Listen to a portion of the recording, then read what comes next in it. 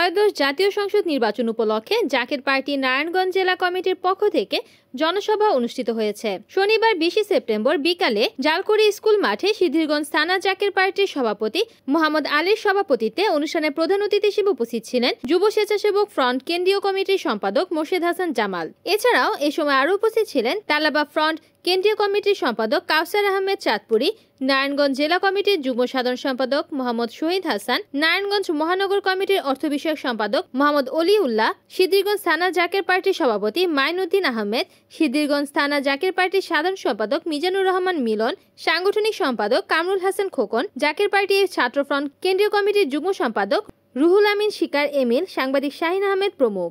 অনুষ্ঠানে প্রধান অতিথি মোর্শেদ হাসান জামাল বলেন,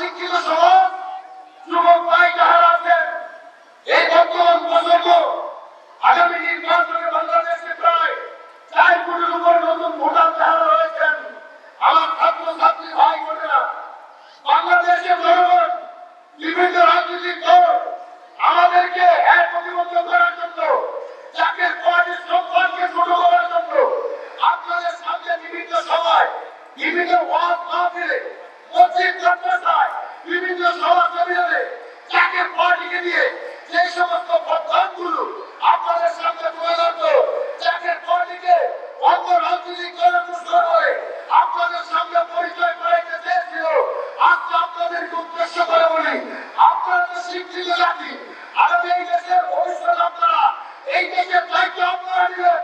আপনারা টেলিভিশন থেকে দেখান, গুগলে সার্চ দিয়ে দেখেন, মিডিয়া থেকে দেখান, জাকের পার্টি 70 বছরের ইতিহাসে আজ পর্যন্ত বাংলাদেশের তথাকথিত কোন রাজনৈতিক দলের সাথে জাকের পার্টি কখনো সম্পৃক্ত ছিল না, ভবিষ্যতেও কোনোদিন থাকবে না।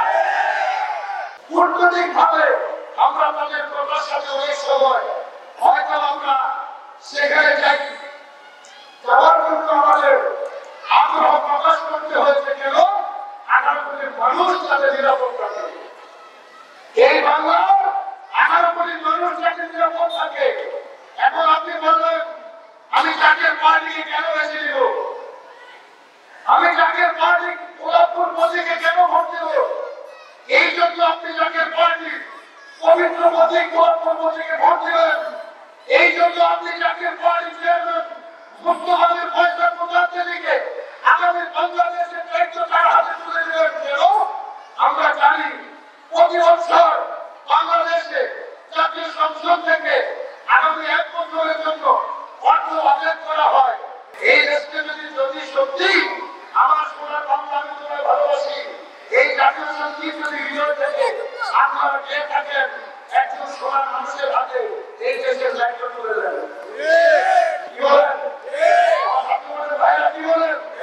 একজন সোনার মানুষের হাতে এই দেশের দায়িত্ব তুলে দেন, তাহলে দেশ করা দেশ হবে।